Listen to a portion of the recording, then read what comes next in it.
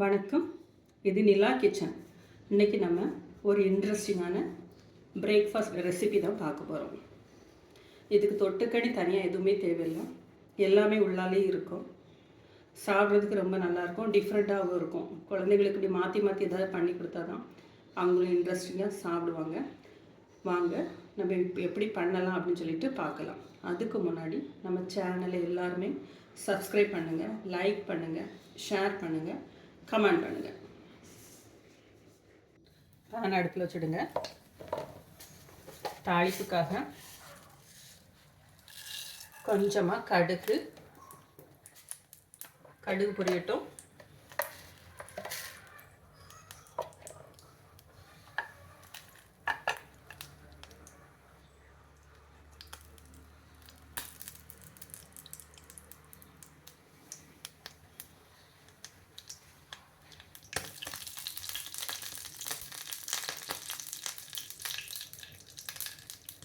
ஜீரகம்,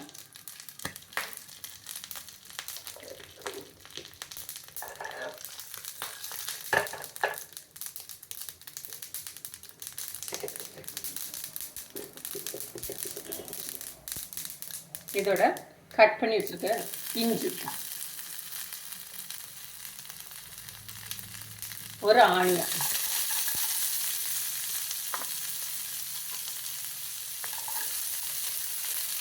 ஆனியன் வதங்கட்டும். இப்போ இதுக்கு கட் பண்ணி வச்சிருக்க ஒரு பச்சை மிளகாய், கருவேப்பிலை,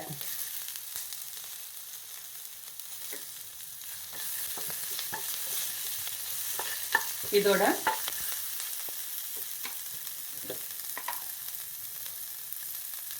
மஞ்சள் பொடி,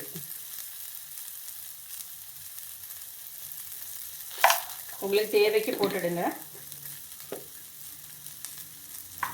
சால்ட்டு போட்டுடலாம், உப்பு, மிளகாய் பொடி,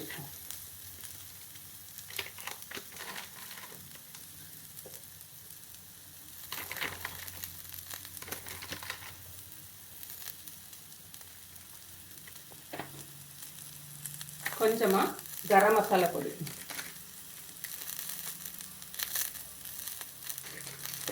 இவ்வளோதான். மசிச்சு வச்சிருக்கிற ஒரு உருளைக்கிழங்கு,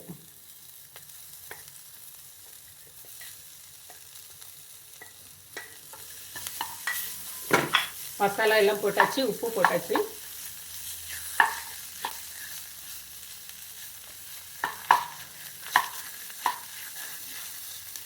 கொஞ்சமாக தண்ணி சேர்த்துடலாம்.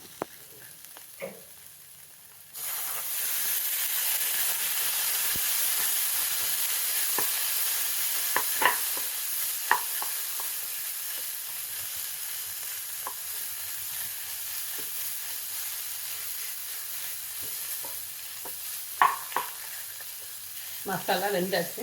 இப்போ இதை வந்து ஆஃப் பண்ணிக்கலாம். அடுத்தால தோசை சட்டி அடுப்பில் வச்சிடலாம். இலை வச்சிடலாம். இலையில்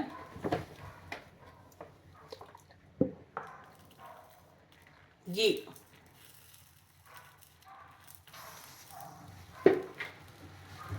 அது மேலே இட்லி மாவு,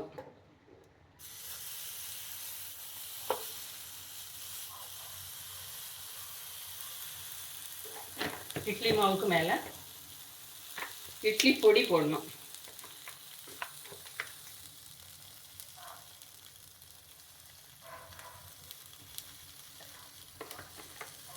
நம்ம ரெடி பண்ணி வச்சுருக்கிற உருளைக்கிழங்கு மசாலா,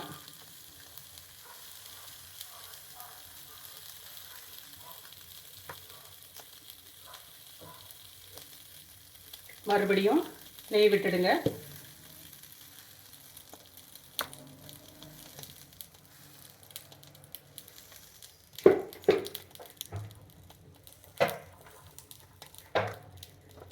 அப்படியே வேகட்டும். கொஞ்சம் ஒரு மூடி போட்டு விட்டுருங்க. அப்படியே ஸ்லோ ஃப்ளேமில் வேகட்டும். இப்போ மாற்றி போட்டுடலாம். எண்ணெய் கொஞ்சமாக நெய் விட்டுடுங்க.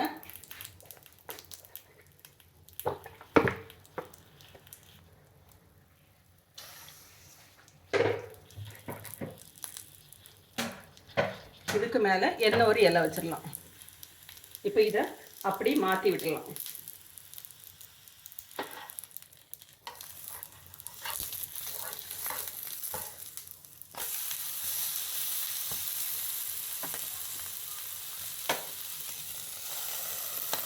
மூடி போட்டிங்கன்னா நல்லா ஈஸியாக குக் ஆகும்.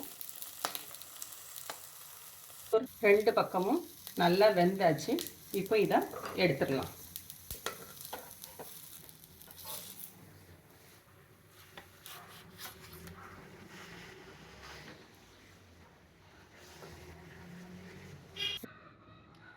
நம்மளோட பிரேக்ஃபாஸ்ட் ரெடி ஆகிட்டு பாருங்கள்.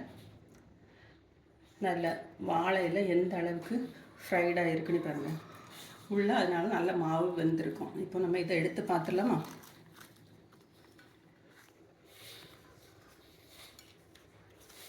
பார்த்தீங்களா எப்படி இருக்குன்னு?